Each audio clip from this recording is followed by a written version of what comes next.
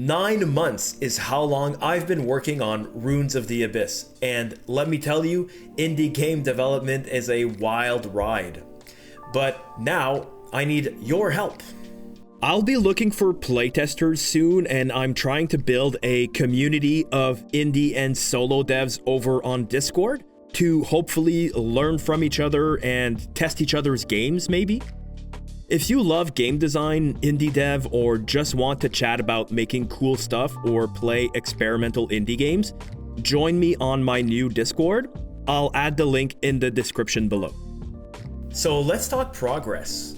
For those of you who subscribed to my channel recently because of my indie game design reviews, thank you. But also, you might not even know that I've been working on my own indie game because I haven't really talked about it much in the past couple of months. I took a short 2-3 month break to really focus on growing my YouTube channel. And now that I feel like I have a good handle on that, I'm finally getting back into development after my little hiatus. If you don't know anything about my game yet, at its core, Runes of the Abyss is a turn-based roguelike JRPG. You explore dungeons, build a team of randomly spawned-in warriors, each with their own unique skills, and battle through a mysterious castle filled with enemies and ancient relics. The game's combat is tactical. You need to pick your party to maximize synergy, manage your skills, buffs, debuffs, and resources carefully. You'll also collect items to craft weapons and armor, upgrade your teammates at altars, and make tough choices that change how each run plays out. The goal is to master the game's systems, build the perfect team, and survive 3 acts into the castle known as the Abyss. So what's new? Well, Act 2 out of 3 is officially done, and Act 3 is in the works, but there's still a lot left to do before the game can ship out on Steam. So let's take a look at what I've done and what's left to tackle.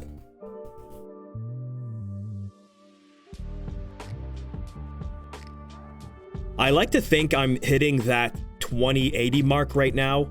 You know the old saying that the last 20% takes 80% of your time?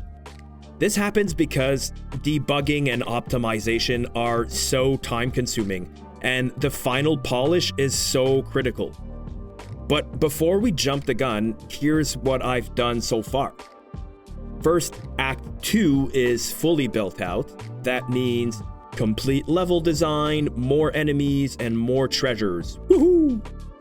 The core gameplay loop is tighter than ever. Act 2 was a beast to finish, but I'm really happy with how the pacing turned out. And now I'm testing ways to adjust the difficulty curve because in my game, you can choose to engage the Act 1 boss anytime, right from the start if you want to. So if you manage to get through it under-leveled somehow, you're going to get pummeled early on in Act 2. Now, I'm not sure if I like that idea or not. It might provide an incentive to keep grinding in Act 1 before taking on the first big fight. But you never really know with these things until you have a lot of playtester feedback. Often what developers think is going to be fun turns out being a huge pain in the ass for players. Now, on to Act 3, the grand finale. Here's a quick preview of Act 3, a work in progress. I wanted this act to be more vertical than the first 2. Just to break things up a bit, I feel like this will create a bit more variety in the level design, but also work towards keeping the player engaged, since they have to focus on exploration again after a hard boss fight. This will, I think, in turn, give the player a bit of a breathing room before the final battle and help with the pacing. As you can see, I have almost all of the 3D assets completed. I just need to spend some time on level design, which is really, contrary to most indie devs apparently, my favorite part of the whole thing. I would honestly just spend my days doing level design if I could do nothing else. So what's left to do? To wrap this game up, here's the to-do list I'm working through. More bosses. Because what's an RPG without some intense, mechanically rich fights, right? I have 2 bosses done, but I would love to add a random boss fight mechanic where you never know which boss will be at the end of each act, making each run even less predictable. New teammates, items, and skills. Expanding combat variety. Right now, I have 10 fighters to choose from, but I would love to have a few more to create weird, unexpected synergies between them. The resonance system. This new system would add more synergies and tactical depth to combat, akin to something like the overdrive system in Chained Echoes. What that does is it enforces less spamming of the same actions by encouraging variety in attack patterns, by either rewarding you for using different skills or punishing you for constantly repeating the same action. I thought of the word resonance because of the word abyss. I had this idea that each action would resonate into the echo, let's say, and you could chain skills like you would chain notes to create like the perfect attack medley or something like that. I don't know, it's still a work in progress. So let me know in the comments if you have any interesting ways to prevent action spamming in JRPGs. Adding a dialogue plugin. Finally bringing the story to life with interactive conversations. Right now, I have no story elements, but I'm working on that. And finally, optimization and testing. The game needs to be fun, stable, and smooth. So I'm targeting probably late summer 2025 for a fully playable version. That might seem like a lot, and it is, but breaking it into smaller chunks makes it more manageable for me. So I won't lie, I hit a wall. After months of non-stop dev work, I took a roughly 2-month break to focus on my YouTube channel. And getting back into game development after that time off was brutal.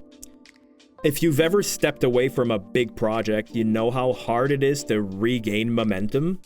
But here's what helped me. Starting small, picking a couple of easy tasks instead of diving into major systems. Having a clear roadmap, you know, that to-do list I just shared, well, that's basically it. And reminding myself why I love to work on creative side projects. And this will stay a side project. You know, I'm a full-time college professor and I love my job, so I won't be posting the typical I quit my job to make my dream game type of thing anytime soon. I'm working on this game because I want to be able to say, I made a game and I sold it on Steam and, you know, have that experience to fall back on if I ever want to make the next Stardew Valley or Undertale or something. You never know. So now that I'm back into it, I'm more focused than ever. So what's next? Well, here's where you come in again. If you want to playtest the game early, share feedback, or, you know, just geek out about indie dev, join my Discord, please. The link is in the description below. I'll be sharing behind-the-scenes updates, exclusive previews, and devlog sneak peeks there. Plus, I'd love to hear what you think about the game so far. Runes of the Abyss is getting closer, and I can't wait for you to try it. So don't forget to subscribe if you haven't already, like the video to help me out please, and I'll see you in the next one.